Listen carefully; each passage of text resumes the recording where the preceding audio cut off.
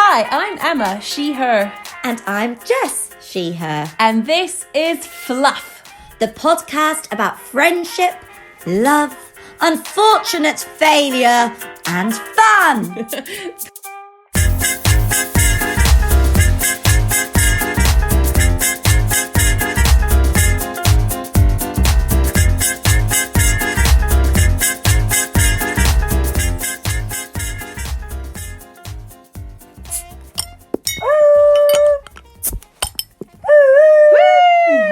Hello, podcast listeners. Hello, how are you? Another day, the same place. I hope for most of you it's a nice place. But a different topic for you Yeah. on our Fluff episode. We're here today to talk to you about the elephant in the room. Covid-19. Oh, do you know we were going to try and say it at the same time, but I was going to say coronavirus. Oh. or quarantine. All of Many these options. words which we've never heard before 4 weeks ago, maybe a little bit longer for some of us, and suddenly social isolation, self-quarantine, self-isolating, all these terms Social which will distancing.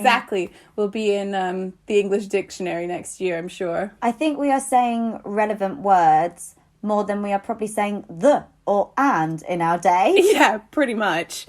So yeah, we are here to talk to you about the big thing happening in everyone's lives across the whole planet, which is incredible. That's not happened in our history. That's not happened in a really, really long time. I don't even know if the world wars impacted as many countries as this is impacting now in a really sort of frontline kind of way. And we weren't going to specifically do an episode about COVID-19, but we did have a couple of listeners say, can you actually talk about this? So thank you for that. And in the style of Fluff, it's not going to be anything about, we're not giving medical advice or anything like that.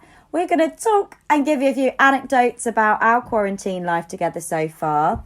And then we are so excited to be sharing with you an interview that we have had with a frontline A&E accident and emergency nurse who works in a London hospital called Lara, who we had such an insightful and incredible time talking to just about what is life like on her shifts right now. So stay tuned because that's coming later in the episode. So before we get into the nitty gritties of COVID-19, what we drinking, Jess? We are drinking what we like to call the essentials. Beer! And, delicious. So we have been really fortunate.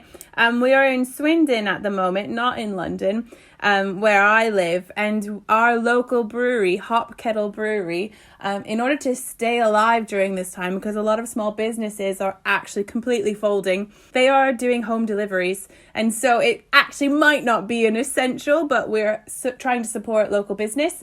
And they're doing it in a really caring way. And so we're ordering 2 weeks supply at a time. That sounds bad. And it's really good stuff. I'm drinking the Lodestar Pale Ale. And Emma, it's got a little description on the side. Can you read it, please? Does it? Oh, yeah. English Pale Ale, restrained yet complex, like the English. Combination of bright fruits, spice and pine. Oh, maybe that's why I love it. Pine trees remind me of home. Your homeland. And what have you got? And I'm drinking a Red Star, which is a red ale. And it says American hopped red ale, piney. Oh. And resinous with a malty backbone combined with citrus elements. I frickin' love malt. I also quite love that I've got the English one and you've got the American one, and it's a bit like we're just loving each other. But can I just have a little sip of yours? Yeah, let's just swap and try. Oh, I really like this one. I do prefer mine as well. I mean, there's that's hardly fine. any difference. Fine, I'll have the Lodestar. No, it's fine. there's more in the fridge. Yeah, 2 weeks supply is an excellent amount. So if you happen to be in Swindon and you're listening, check out Hop Kettle Brewery. They are on Twitter at Hop Kettle Brewery or hopkettlebrewery.co.uk. But I happen to know that breweries across the world, even in Canada, my friend was talking about their local brewery is doing deliveries. It's a great way to support those small businesses. Although at the same time, I understand there's mixed feelings if you were to be someone working in a brewery, feeling maybe it's not an essential good and maybe you don't want to be working right now. So I think we all have to make our choices about where our ethics lie, and remember that these are people too. So don't go and order every day excessively. Absolutely. I think we had this thought yesterday when we were talking about online fashion sellers who we don't partake in because we generally now like to shop sustainably for our clothing. But I did need a pair of pajamas, didn't I? I didn't bring any pajamas to quarantine. And it's been a mixture of wearing just what I wear by day. I'm partial to the nude, or now I'm just in Emma's pajamas. So we did have a little look on ASOS, but it made me think about who's continuing to make the clothes, and I hope they're not putting them in risk, because as we know, clothes aren't always made and in new nice places. pajamas when you can borrow are not necessarily an essential item. And Emma has soft pajamas, let me tell you. I'm I've sleeping in luxury. Ones. Yeah, it's really good. So back to COVID, back to the big issue at hand. We are going to be talking about this in a very fluffy way, where we are looking for the fun and we are looking for the ways where friendship has supported us, about connections, but we also are very aware that this is a tough time, and actually we might sound bright and positive, but we haven't been bright and positive all the way through. I personally I'm asthmatic, and I'm terrified if I were to get the virus. I don't think it would be fatal. In fact, I know it wouldn't be fatal, but I know it would be bad because just a normal cold is bad for me. So that's quite scary, and I can only imagine if you have a loved one where it would be even more of a risk, how you're feeling. Not to mention the isolation component of all of this. We are social beings and we are stuck inside four walls. And then for Emma and I, we've mentioned before about our line of work, is we are in, generally overview, arts and health. So we are arts practitioners who work also within the fields of health and well-being. So that is not just our career. For Emma and I, it is our complete and entire identity. We do not do what we do to get money. We do what we do because there is something that is just burning inside of us to always be supporting people and supporting them through the arts. And this is not possible professionally now for us. So we are kind of leaping into an action that is appropriate for us. But at the end of the day, you've just got to do what's right for you.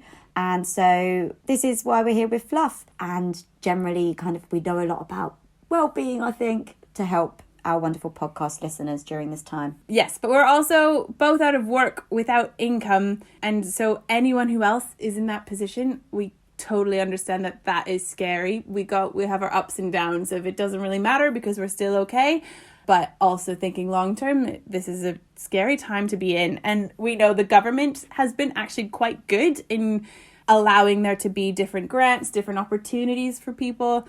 But unfortunately for us, we both fall through the cracks in every single scheme that has come up. So it's pretty brutal. And I know that that's the case across the world in all different countries. They're doing the best they can. Maybe they could do more, but there are lots of people that will leave this situation much worse off, and not just because of health reasons. Mm-hmm.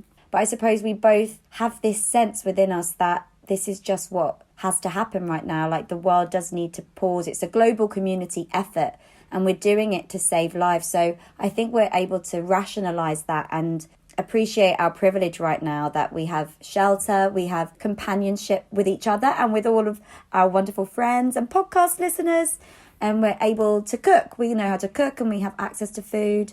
We haven't got little mouse to feed or childcare to balance, and in general we're in quite good health. I think we're aware of that, but we appreciate that it is difficult for each individual and it's impacted our lives in so many ways. But we do have some funny anecdotes, though, in classic Fluff tradition. Can we share them with you? Yay! I mean, we feel that we were in a position where, or at least in my household, we were aware that this was coming before Britain was, because Ingrid's Italian and, in fact, from Lombardia, which is the area that was first hit. So her family was already on lockdown and we'd heard a lot of information. And her mum is also a doctor, so she was basically saying, careful, because it's already there. It's going to happen the same way. So it was a bit frustrating living in Britain and looking at the response and sort of feeling like we were a bit slow. But in the meantime, life was still going on. So I'm sure for all of you, there was this time of limbo where we were all feeling, I shouldn't really be going out, but I'm still going to my jobs. I'm still working. Maybe I can still go on my holiday. Maybe I can still go do this. And there was one day, one Saturday, when Jess and I work a job together in London.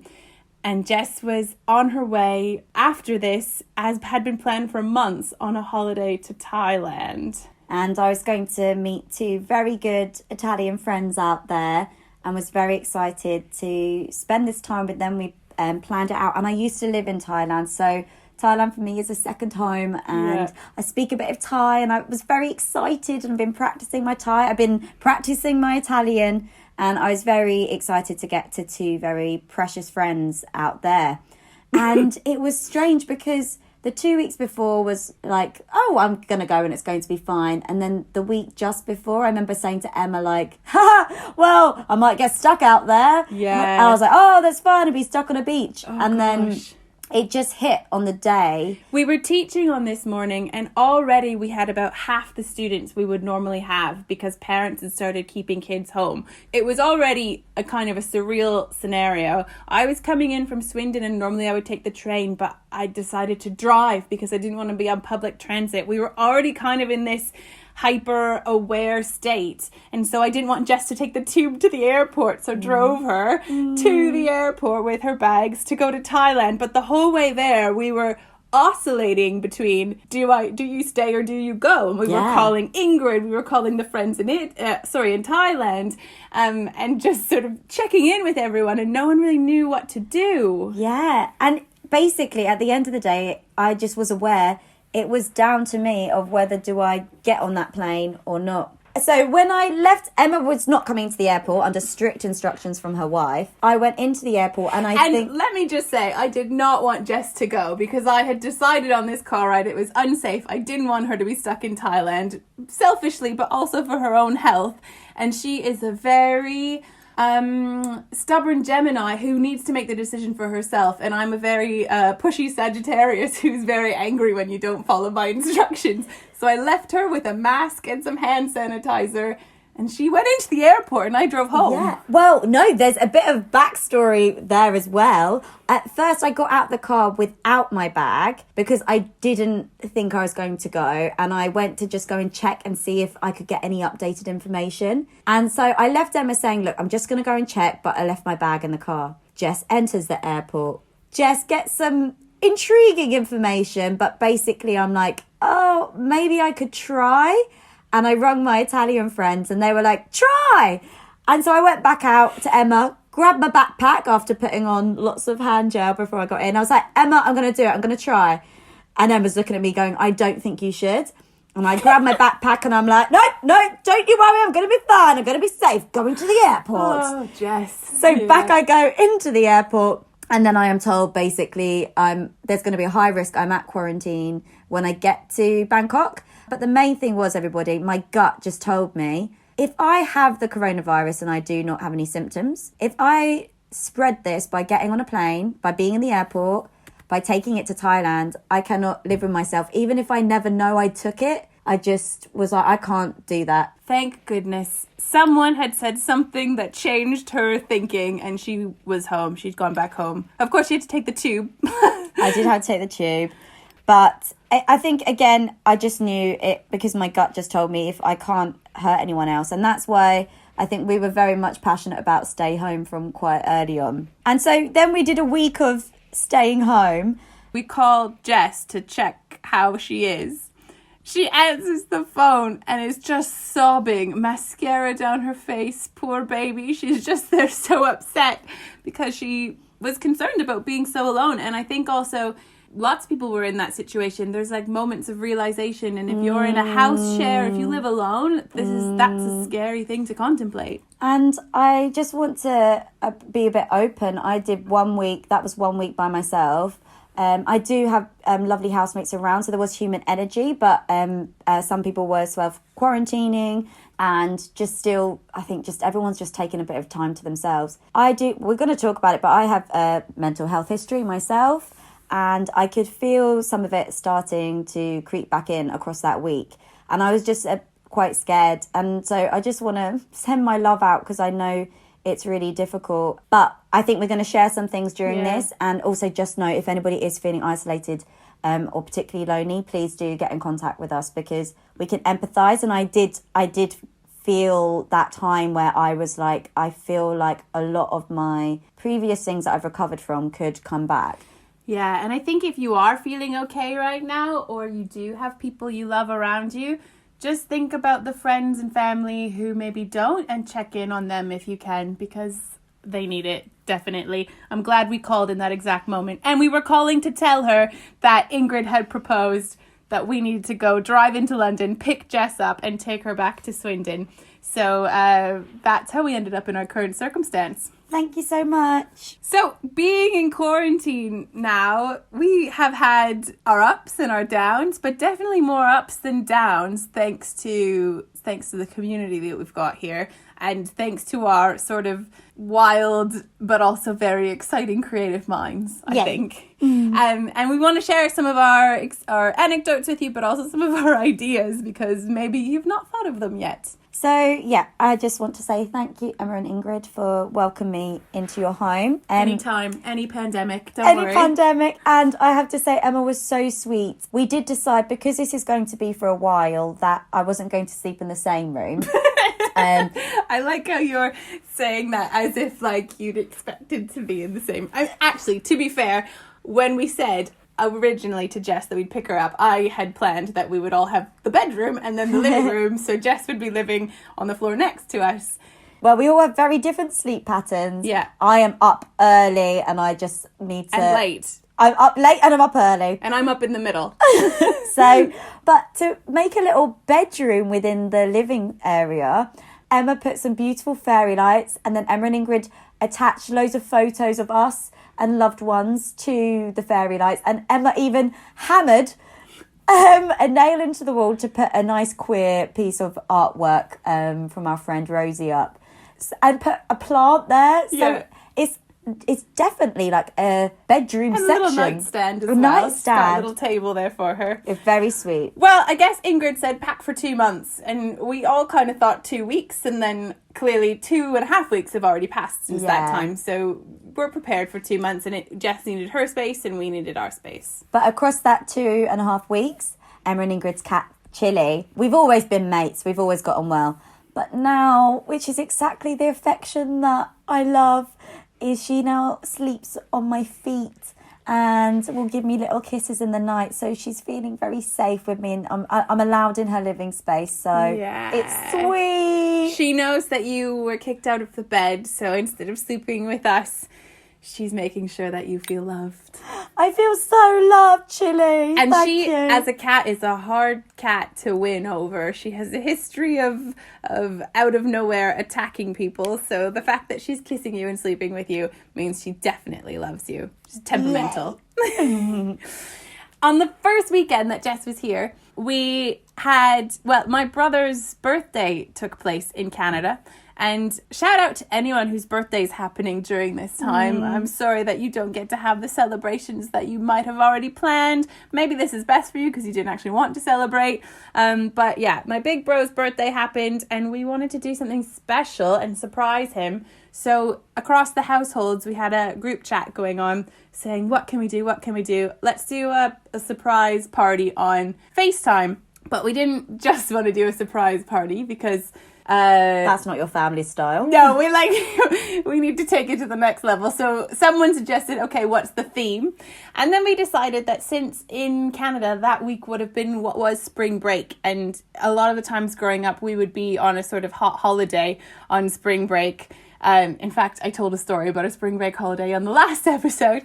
And so Tim's birthday would happen then. We decided that we would have a beach party. And amazingly, we converted our living room into a beach. We had plants. We had the TV was showing the waves coming up onto the shore. Yeah. We had mats out on the ground. Yoga mats as beach mats. Yeah. Solved. Gorgeous. And our carpet happens to be sort of a sand color. So it all looked beautiful. We were wearing sun hats and sunglasses and our swimsuits. My mum had her new swimsuit on that she didn't get to go on holiday for this year. My sister had a new swimsuit on. And in all the houses, we just surprised them with a tropical celebration, which for them was at 11 a.m. So they were all slightly more tamed. Our beach party went into the wee hours of the morning.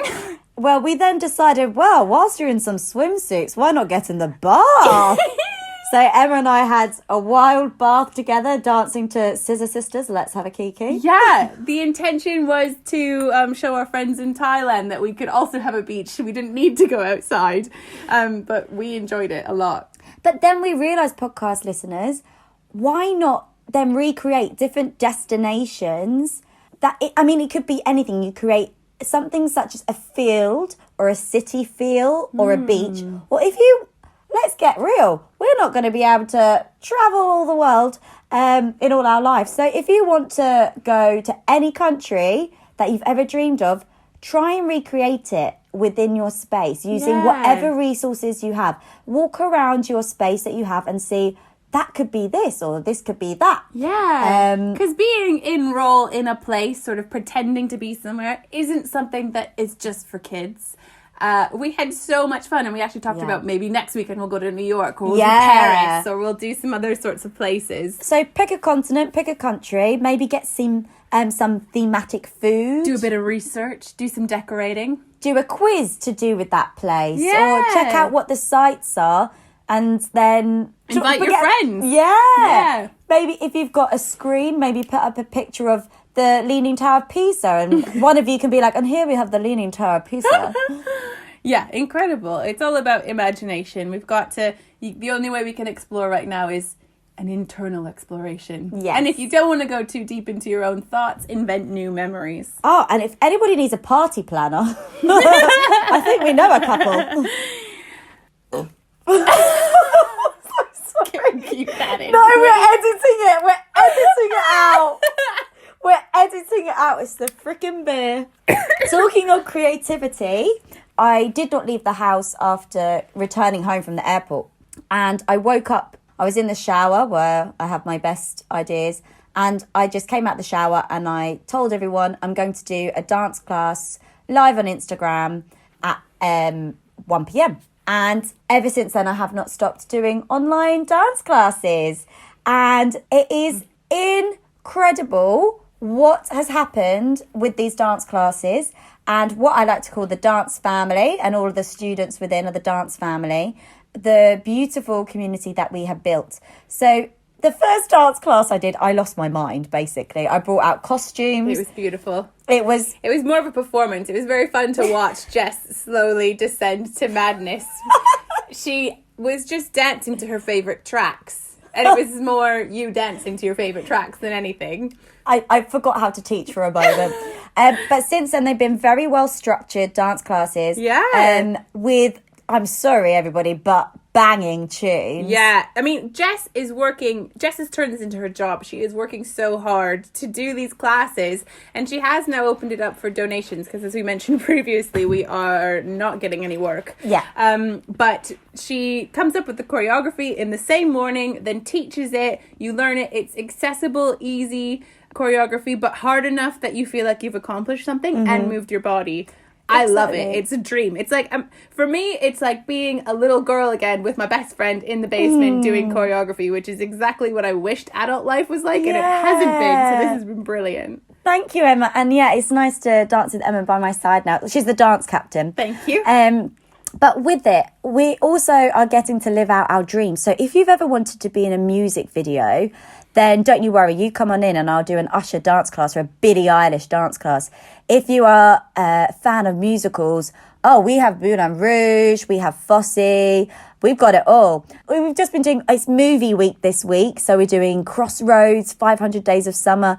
But the thing is, everybody who is in this dance class is so beautiful, and the majority of the regulars I've never met. Yeah, and they don't know each other. And there's lots of beautiful comments between them, sort of supporting each other. Being like, hello, dance family, good to see you today. It's so nice. It's so nice. And then I've been messaging everybody, getting to know them. So it really is this supportive, lovely community. And I'm now doing them. I was doing them 6 days a week, and I did start to forget any other movements that was not a shimmy or a hip wiggle. It is a 1-bedroom flat. Just a reminder. But we're now on 3 dance classes a week. Tuesday, Thursday, Saturday. You can follow me at JL Amory, which is spelt Amery. at JL Amory. And the dance classes are Tuesday, Thursday, Saturday, 1 p.m. to 2:15 p.m. Greenwich Mean Time. And honestly, to be honest, I'm just friendly. I'm bubbly. I'm like how I sound now. And I will give you lots of praise. And you get to see Emma's beautiful face as well. Yay! You get to dance with Fluff. It's really exciting. So that's been a consistent bit of work for us. Plus, Full-time we've been job. doing this. But loads of other things have happened. I mean, I feel like we're all losing our minds a little bit. And everyone's contemplating sort of major aesthetic changes. I talked about how we want to order some hair dye. Again, possibly not essential because I'm interested in changing my look up a bit. But Jess and I were just sitting in the living room one day, and Ingrid walks out of the toilet with her hair gone. And she has these beautiful, curly, lovely locks. And she's beautiful now too. I think she's got a great shaped head. It's super sexy. Yeah. But she just got into the toilet and decided to shave her entire head. She says it's a symbol. So we will be able to judge how long we've been in quarantine. If we don't remember what day it is, we can measure the length of Ingrid's hair. I mean, she's rocking it. Yeah. It's good. And what a time to... I mean, Ingrid just said, like, well, now we're here, I might as well try it. She said she'd always want to do it. So if you want to do anything, if you want to try something aesthetically, here's your moment where you might not have to show anyone. Yeah. But what I said a second ago in the dance bit about how we are in a one-bed flat. So though that's amazing, and these are the only two people in the world I could do this with, it's also quite difficult. And I know there are lots of people around the world who are quarantined with people that it's not very positive to be around. I mean, I can't imagine if there's any sort of abuse in your family, if you are a queer person and you have an unaccepting family. There's a lot of situations where this would be uncomfortable for a lot of people. So we recognize that we are very, very lucky. Mm-hmm. But even in our space, it can be too much. I'm a person who has my own mental health struggles, and I'm actually in the middle of sort of facing something quite big at the moment. And I need space. I need alone time to be able to process things. Sometimes you can be around people where you don't feel like you can say that. But thank God we've sort of come up with our own language, our own code. I'm very comfortable now to say, I need the room. And they go to the only other room. but at least there's no judgment around that. And likewise, if either of you had said that, we would respect that completely. Mm-hmm. And I think we're using this time we've always been supportive of each other's mental health, but I feel we're now learning even more about how to better support. Yeah. And because we're living day to day, side by side. Yeah. And so I feel like Emma's able to voice a bit more how we can best support you. And and I feel now we're learning things which are going to be able to carry forward for life. Yeah. I mean, my therapist said come up with a code word when you need the space. But I'm quite lucky that I'm with people where I actually didn't even need the code word. The conversation about the code word is where we discover that I can just say, actually, I need space. Yeah. And we're all okay with that.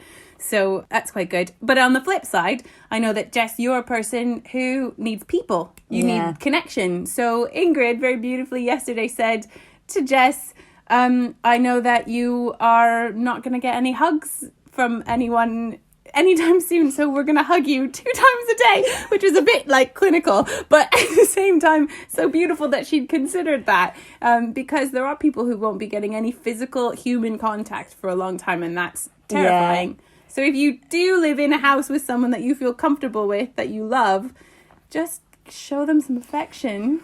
So I'm sure many of you are following memes or following wonderful well-being accounts on various social media. But I would like to share this quote which really popped out to us. And this is by Sonia Rennie Taylor, who is an author who we do not know before, but are now following at Sonia Rennie Taylor. So Sonia said, "We will not go back to normal. Normal never was. Our pre-corona existence was not normal other than that we normalised greed, inequity, exhaustion, depletion, extraction, disconnection, confusion, rage, hoarding, hate and lack. We should not long to return, my friends. We are being given the opportunity to stitch a new garment. one that fits all of humanity and nature. Gorgeous.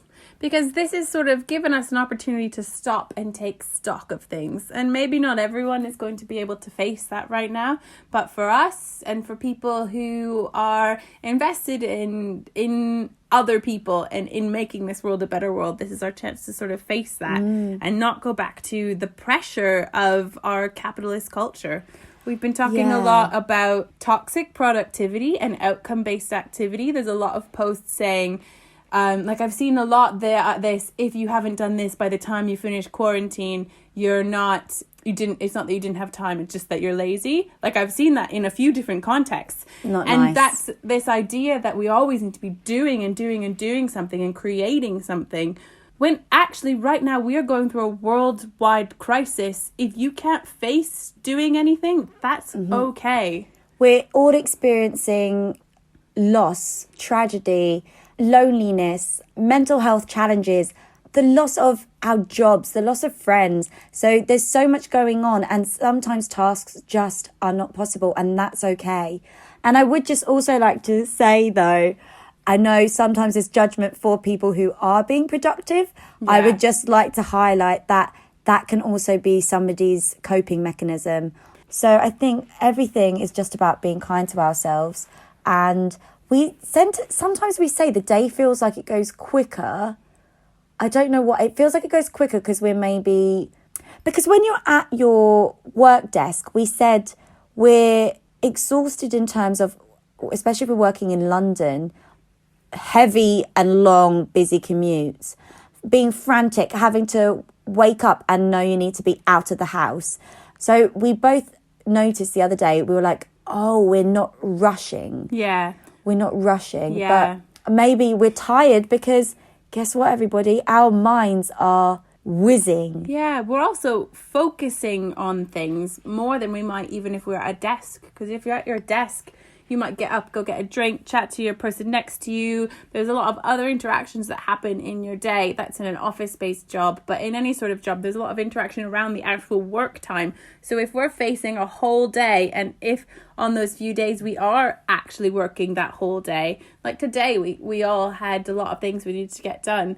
And there was like a good 4 hours solid working, no break, which I rarely get in normal time because I'm fitting it around lots of other things, and that's exhausting. And we did actually say maybe this is the amount of hours that lots of people should be working anyway, but we work in such a fast-paced society, many of us, that we're used to exhausting ourselves through like maybe 8 hours of intensive work, 10 hours, 12 hours, whereas we've kind of noticed we got a lot more done than maybe we would have done in our other work situations. And that was enough for that day. But on the flip side, particularly my closest relationship to this is my siblings, who both have young children at home. They are trying to work from home with kids, and that is a completely different ballpark.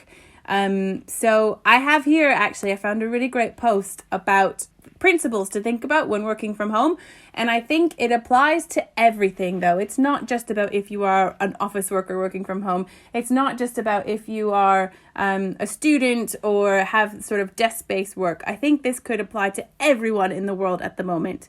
So, number one, you are not working from home. You are home during a crisis trying to work. So your output will not be the same as normal because, as we said, we're going through a world crisis. 2, your personal, physical, mental, and emotional health is far more important than anything else right now. 3, you should not try to compensate for lost productivity by working longer hours. As we just said, you might even be more productive than you realize. And also, we don't all need to be productive right now. We need to be at home. Take each day as it comes. Yeah. 4, you will be kind to yourself and not judge how you are coping based on how you see others coping. And in verse 5, you will be kind to others and not judge how they are coping based on how you are coping. Because everyone will be different. So if you're thinking, oh, Cheryl's not got her work in, that's so lazy of her, she's not got any kids, what's she doing at home? She's probably having a really rough time. Yeah. And vice versa, if Cheryl's getting her work in at 9 a.m. and you're there thinking, oh my God, I haven't even started that, don't judge yourself based on other people's circumstances. We don't know what's going on in anyone else's heads. Yeah, so I just found those really helpful, and I think they apply to pretty much every type of thinking at the moment if you're a person staying at home? Yeah. I think they're fantastic, Emma. We might sometimes feel frustrated with other people's behaviours during lockdown, during quarantine, and because we all have different values. So if you see somebody who you think is being too proactive, it's because you might think, oh, how can you be laughing right now when there's a crisis happening, a world crisis? Or if you see somebody who hasn't sent in a piece of work that they said they were going to send in, and you're thinking, how can you have not done that? You've got this time to do it. But we just don't know. Like, people have their values or abilities in different places. So it's just about understanding everyone is going through their own journey right now. Exactly. So to finish off, before we have our interview with the lovely Lara, we compiled our own personal tips for how to make lockdown a safer, kinder, happier space. That's right.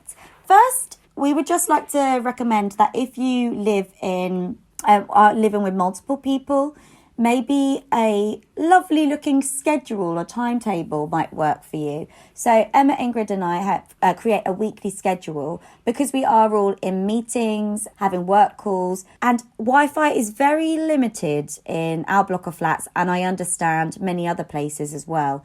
And so we have to schedule our work calls around each other.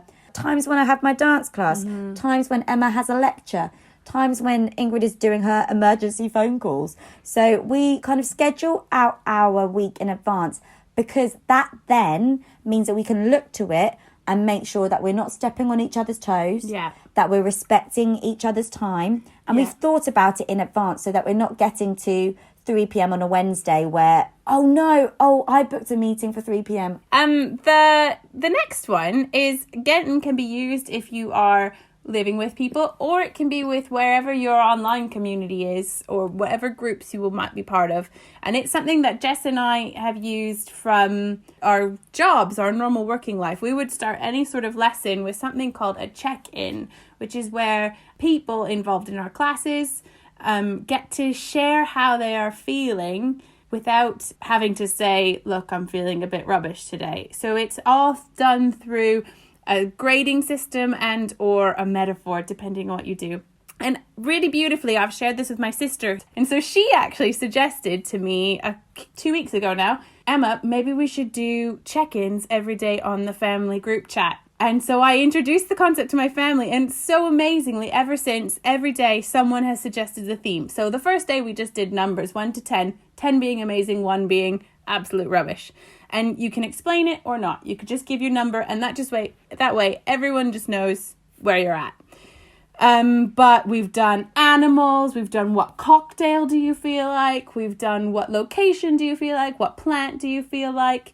These are all things we would normally use in work. But what's been amazing is that in this family, we wouldn't normally discuss our emotions. You might say if there's a big event going on, but not every single person would have to say how they're feeling. And what's been really fantastic about this is that we've all known who needs support and when, and it's opened up a different type of dialogue with this group of people. Somebody might not want to share, as you say, that I feel rubbish, but yet you can say, I feel a bit like a tiger, I'm really angry today and I just really want to roar. Yeah, or if you want to even more simple, you could just feel like, I feel like a tiger who really needs to roar. And then we can expect maybe that means she's angry, maybe she means she feels a bit trapped. You don't have to say the emotion, but we understand it, which is what's really lovely. Yeah. Our next tips, lovely listeners, is thinking about just what do we wear during quarantine? What would we like to wear today? So it may be that you've got a rotating number of clothes. I definitely have my sweatpants with my elastic waistbands and baggy t-shirts that I love and I'm wearing right now. But Emma and I are finding times, and we do use the dance classes particularly, but just to get up in something that we would wear to go and meet friends or wear to go and socialise. Sometimes we put a cute little lipstick colour on and some sweet little earrings and a gorgeous little headband. But just something to, I suppose, just keep you connected to your identity as well. Like, often your clothing might be very linked to your identity, and we love our bright coloured clothes and cute little styles, and we wear them for our own enjoyment. It's about just feeling that you're present, that it's not maybe a permanent comfy nap time. And again, once I've started, I might be like, oh, I'm not going to put on makeup, but I might, because by the way, I just love eyeshadow. I'm obsessed with it. I create a piece of art, if I do say so myself. And once I start doing it, I'm then excited because I love doing eyeshadow and making wild, crazy patterns. Yeah. So I would just recommend maybe putting something out of the drawer, even for fun. As I said, when we ended up in swimsuits in the bath. It just makes you feel good. It doesn't have to be that there's other people in the house that see you. I just think that, there's space for being in your PJs or your comfy clothes. But after I've had a shower and if I've dried my hair, put something on my face or just some nicer clothing on, even for a couple hours, I feel like, oh, okay. Then changing into your PJs, you feel like you've had a day. And I think it helps you distinguish, as you say, between day and night. Like once you get back into your PJs, then it will help your body understand that, okay, we're nearing towards sleeping. Yeah. So I just have found that really helpful. Yeah. Our next one is something we're very proud to have invented. And it's something that actually Ingrid and I started in January and then forgot to do until Jess moved in, which is a memory jar. And I don't remember whose idea it was, but someone said, oh my goodness, let's do quarantine memory jar. We were supposed to do it every day, but we've basically just been doing it every time something funny happens that we want to remember, but we might not actually remember. So someone writes it down on a piece of paper, we put it in the jar, and when this is over, we're going to read them all. Exactly. And we're so excited, and we have moments where we're a bit tempted to look back, but we know it will be worth it at the end, such as we've been together 2.5 weeks now, and very proud of us. We had one Saturday night where we did get quite smashed. We've had one big old party. We had one big party, and during that party, circa 2 a.m. maybe, we don't remember, but we know that we wrote lots of things and put it in the jar, because when we opened our eyes up to the daylight the next day and crawled our way through the kitchen, we noticed the quarantine jar, memory jar. Yeah, it was half full when it was pretty much empty the day before. So it's so tempting to look, but I'm sure we won't be able to read it anyway. Yeah, exactly. And then other than that, really, podcast listeners, I suppose just taking enjoyment in the moments that might be like you maybe cooked a nice meal or you had a nice meal. And so now we're really, really excited to share an interview with you that we did with Jess's amazing friend Lara, who is a frontline healthcare worker and accident and emergency nurse. Yes, honestly, I think we were so excited to speak to Lara, but just prepare yourself because what she says is so insightful. I'm so proud of her. I think you'll just get a really good taste of what it's like to be right now on the front line. So, Emma and I are very excited to be joined today by Lara Gray, who I just have to say is my best friend from secondary school.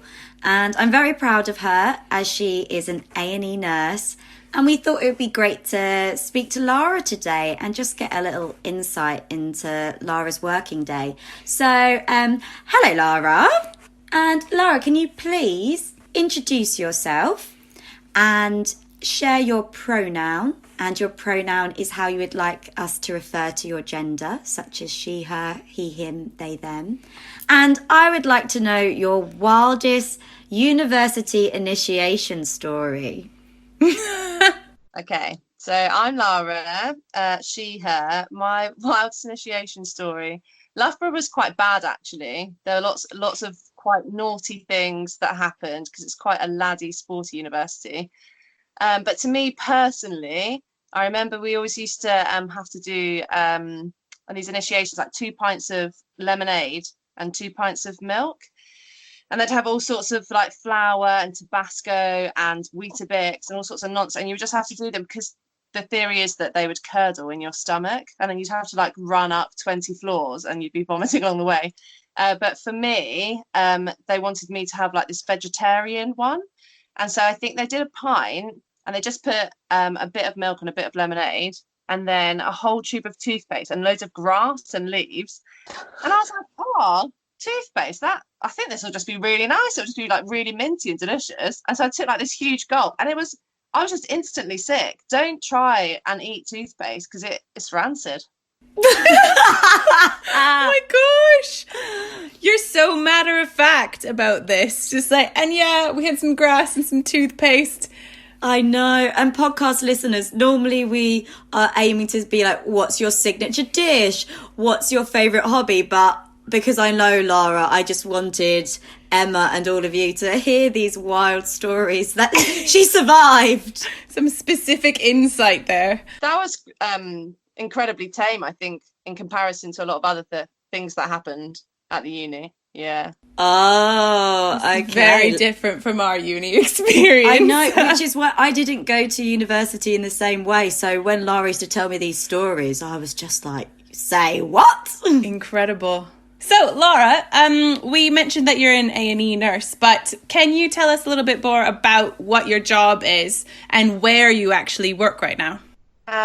So yeah, A&E Nurse at St Thomas's. I actually only started there a little while ago, just in December. So it's just helping people as they come through. So it varies from, as you'd imagine, as you see, in TV or whatever, just burns and cuts and breaks, to people having strokes or people having heart attacks or, really bad infections and needing, it can be life or death, or it can be something quite minor. But yeah, I really, really, really love A&E. I've always wanted to work in A&E, and I'm really happy to be there. It's changed a lot recently, but yeah, essentially, yeah, just helping people as they come in from home or from the streets. So is the nurse sort of the first port of call in A&E, the first one to see any patient? Yeah, so senior nurses are on the desk at the front, and they're like a streaming nurse, so they have 60 seconds. It's like an allotted amount of time to decide where that patient goes.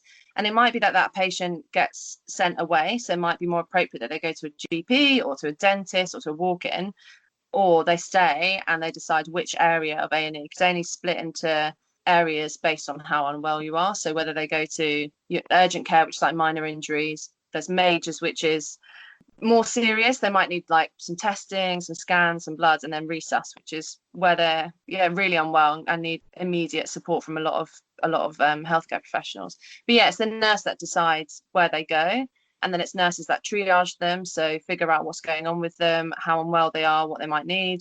It's the nurses that take the bloods, do the blood pressure, check things and monitor the patient. So if they deteriorate, it's often the nurse's job really is to make sure that they're safe, and if they deteriorate, that's recognised and escalated appropriately. Great. So thank you, nurses. And also, is it, Lara, because you're at St Thomas's Hospital in London, which is very close to Waterloo Station, one of the biggest stations, does it mean that in general it's a particularly busy hospital, even when there's not COVID-19 happening? I think all London hospitals are particularly busy hospitals. St Thomas's, is really busy, but I think just as much as any other hospital in London. But yeah, it's hectic. It's mental. There's a lot of people in the department most times of the day and throughout the night. But St Thomas's, I think, is really good at dealing with the flow of patients through the hospital. From my very limited experience, I've heard good feedback from like ambulance drivers who drop patients off. They get seen really quickly, and I've heard in other hospitals where they perhaps don't have the infrastructure, or they have a lot more patients coming in and they're smaller.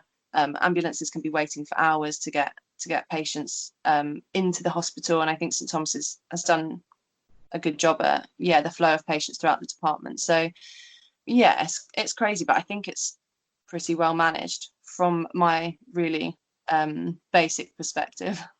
I feel one question in, I'm already learning so much. I know. It's so interesting to speak to people in completely different professions from us, but also to see that you're really passionate, and you said at the beginning you really love your job, and that it's so foreign from what we do, and it's really nice to know that you love your work. And thank you for your work. Yeah. And I suppose we just have mentioned that we are now living in the pandemic of COVID-19. And so how different is your shift? I understand you work 12-hour shifts. And so how different is that 12-hour A&E shift now compared to pre-COVID-19? So the shifts are the same length of time. The whole department has changed to accommodate this potential mass influx of patients, of really unwell people.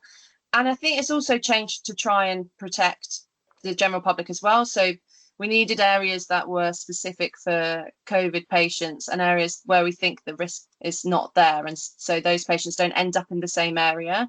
It happened very quickly and also took a few weeks to be implemented, and day by day things were being updated and changed, and everyone's just had to be really flexible, and they've tried to constantly inform us of what changes there are, and then we just have to sort of go with it. That includes like changes to PPE and stuff like that, which seem to be happening daily. Patient wise, what is PPE? Personal protective equipment. So it's your mask, your gloves, your visors, and that sort of thing. It's been a hot topic. I think most people know about it potentially not being where it needs to be. But patient wise, it's a bit odd actually. We feel like we're in this sort of weird limbo waiting for patients to come. So the department's actually much, much, much quieter than it normally is. The urgent care centre where you have your cuts and stuff like that, people aren't coming in, which is good because it shows that people are staying at home and I guess potentially just being a bit safer. But the resus, it kind of varies shift by shift. Some shifts are a little bit busier. Resus has been really busy, and the patients coming in I think are more unwell than they were potentially previously. We're in this kind of weird sort of state where we're waiting for this mass influx of patients to come in, and we've had lots and lots of other staff redeployed to help us. So I've just clicked that maybe there are less accident and emergencies happening now that were happening in the outside world or in workplaces or on the streets because more people are staying at home. Is that correct? I think maybe a little bit. I've been asking a lot of people what their opinion on this is, because it's really confusing to have loads and loads of patients and suddenly nobody. I think realistically, it's that we're a central London hospital and a lot of people commute to work and they're not doing that anymore, and that there aren't any tourists. And so I guess the population that would usually come to our hospital are more likely to be going to their local hospitals now. So I imagine the situation is not the same at every hospital. I think that the hospitals on the outskirts of London are probably really busy, much busier maybe than they were before. I'm not really sure. It's pure speculation, but it seems to make sense. If people aren't commuting to come into work, then that's probably what's happening. Do you think that it's possible that some people who might need care are afraid to go in as well because of the virus? Is there sort of a concern about people who are not getting the care they need? Yeah, it's definitely something I've considered, that we might actually have lots of patients come in the coming weeks that have avoided coming in because, why would you want to come to hospital when you know that that's where these patients that have a very infectious disease are, but then they get worse and become really unwell, and actually they need urgent care now, as opposed to maybe they could have been sorted out and discharged, and now they might have more complications or more problems. It's definitely something I've thought about. I guess only time will tell. Which is I guess how A&E runs anyway. We never really know what we're going to get. We just take it as it comes.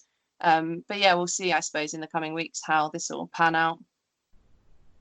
So, Lara, you've had a 12-hour shift, and then how do you like to unwind? And are you able to unwind and switch off from your work? I have a very lovely boyfriend who hears the brunt of it when I get home. I tell him about my day and vent or occasionally get upset. He always waits to have dinner with me, so dinner's usually cooked, so I'm really spoiled. And I think because usually I don't have much time when I get home from work, because I get home just after 9. I have a shower and then eat, and then it's by the time that's done, it's like gone 10 o'clock. And especially if I've got a shift the next day, I usually just go to bed. But unwinding, yeah, I think yoga is, I definitely need to do it more, but I always feel really good. I try when I wake up before work to just do like 10 minutes and sort of set me up for the day. And watching nonsense. In fact, after my shifts, I almost always watch like Gogglebox or First Dates, because I need just like total nonsense to just clear the day away. So, or we're maybe this is really lame, but we do like a bit of location. Yeah, so we sometimes watch that. Yeah, and yeah. So for any podcast listeners who do not know what location is, it is a Channel 4 program about people moving houses that I think has been on TV for 20, 30 years. But I think it's brilliant. I'm with you, Lara. I grew up watching it with my mum and dad, but it's now just, I love it. It's great. I like it. I think we can both understand the need for a bit of nonsense TV. And I would just like to add that Lara also makes delicious cookies. Laura, have you heard any of so on Thursday nights, I don't know if you are working on Thursday nights, but there's been the clapping on the balconies to celebrate the NHS. Have you heard any of that? Yeah, so actually the first night it happened, I wasn't working and I kind of forgot about it, and my boyfriend and I went for a really long run, and then we started to hear the clapping as we were running home. And I think emotions are high anyway. People are feeling very emotional about things, but basically I was like welling up on my run home. It was amazing. So you could see people. I remember this one guy was just outside his house on his own, like clapping really slowly and like really staunchly. He was like, yes, I'm really proud. And then we could kind of hear it echoing like around the streets. It was really, really amazing, and I really liked it. And obviously I running as well. It gave me such a boost, and I like sprinted home. My boyfriend Faz was just shouting, "She's a nurse! She's a nurse!" for some time. Yeah, which was a bit embarrassing, but no, it was really lovely. And yeah, I think everyone is really enjoying it. I think, to be honest, not just from someone that works in healthcare, I think everyone likes it because it shows a sense of community and people coming together for something. And I think that's always going to be an amazing feeling, for whether you're part of who people are applauding or just part of the applause. Like, it's, yeah, I think it's just a real amazing sense of community. And when something bad is happening, that sort of thing is really important. Yeah, gorgeous. And podcast listeners, in case you're listening in another country, a really beautiful thing has been happening here on Thursday nights. People have been going outside and just clapping for our healthcare system. I've seen things like this happening in other countries as well. So as you said, it's really the most uplifting thing coming from this is this coming together of people in spite of the extreme separation. And I would just like to say as well, when you said about your boyfriend, Faz, saying she's a nurse, I think anyone who knows a healthcare worker now is genuinely like that. Like, I am so proud, Lara, hearing you talk right now. I'm so proud of you. And I'm doing online dance classes at the moment, and Lara joined one the other day. And for everybody in the dance class, I'm like, she's a nurse! Everybody applaud her! Yeah. Because we're just so proud and grateful. This is our final question. Our podcast, Fluff, is very much about having fun. And I have to say, Lara is an absolute ball of fun. But we'd quite like to know a little bit of inside gossip, maybe. So what does the rest of the public have no idea that healthcare workers do on your shift for fun? I'd really like to say that there was something that we did that was a bit naughty with, I don't know, some equipment or something, but there isn't. We don't, to be honest, and there's not a huge amount of time. Yeah, I'm trying to think of something that would be exciting to hear, but we mostly just try and get through the day and try and eat. Yeah, there's nothing that's jumping out at me. That's really boring. I'm trying to think of something. Do you have a big snack supply, or does anybody steal anybody else's lunch from the fridge? I've never heard of anyone stealing lunch. At the moment, it is absolutely mental the amount of free stuff we're getting. It is constant. It is amazing, like constant supply of delicious treats from a number of like really well-known businesses and also really small independent businesses. And it is the most fascinating thing sitting in a staff room and watching it unfold. Usually there's announcements. We have tannoys in A&E, and there's an announcement that says that there's a delivery of food. And there's been a couple of times where I've been in the staff room when it's happened, and you just see this crazy mass of people come in. It's like vultures. Healthcare professionals will gobble up anything if it's free, and you just watch it get absolutely annihilated in front of your eyes in a mere matter of seconds, and you're like, what the hell just happened? But yeah, so that's quite fun. That's quite interesting to watch, and also super lovely. It's been really, really nice to have that. On a normal sort of day to day, it's the same. It just happens much less frequently, but if there's any free food, it gets gobbled up immediately. So you've got new standards now, post-COVID. Keep sending in all those snacks. Yeah, we're not going to know what to do with ourselves. We'll be so sad. No snacks, like keeping us going constantly. Do you know, I'm quite glad that you said that you're all responsible on your shift, actually. That was the correct answer. Yeah, absolutely. As you say, they haven't got too much time. They're working so hard caring for people. Yeah, so no need to be disappointed with your answer. I know. I don't know what I was expecting. I don't know, just implements going up the nose or in the like ear. Drawing faces on a mask, and that's exactly why we don't work in healthcare. That's why we don't do it. Like how to have fun with medical equipment. Yeah. Well, thank you so much for chatting to us. I feel like we've learned a lot, and hopefully people listening have learned as well. And even just sort of gain some respect for the hard work that you're doing, and that you do even outside of this crazy time. I think I suppose we wanted to have a little insight into the day, and it actually, everything that you said really was just, working so hard. And I think just respect to you, Lara, for doing it. I can tell just in your voice that this is your job, this is what you do, and you're taking it on in your stride. But thank you, because we appreciate that it is, as you say, a bit of a time of limbo. So we wish you well for all your next shifts and all of your colleagues and healthcare workers across the world. Thank you.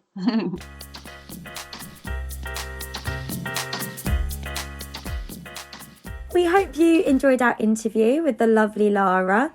Thank you, Lara, again for taking the time on your day off to speak with us. And it really was an insightful conversation. Other than that, we're going to wrap up for our episode today. But I would just like to... My final thing is, by the way, has anybody been watching the Google homepage every day? They are doing some cool graphics, so I recommend checking out Google homepage daily. Yeah, and if you have been doing anything interesting or exciting to fill your time, please do send it to us, share with us. We've loved your stories from all the other episodes, all the other topics, and I can imagine that there's lots of inventive, creative things that are happening during your quarantine that are making you feel fun and light and moments of joy for you. Or if you take up any of our tips, if you have a beach in your living room, please let us know. Send us pictures. You can find us at Fluff Creatives on both Twitter and Instagram, or email us at fluffinquiries@gmail.com. Cheerio! Thanks for listening, and don't forget to rate and subscribe. We're excited to welcome you into our Fluff family and bring you some gorgeous sparkles every Friday. With all this.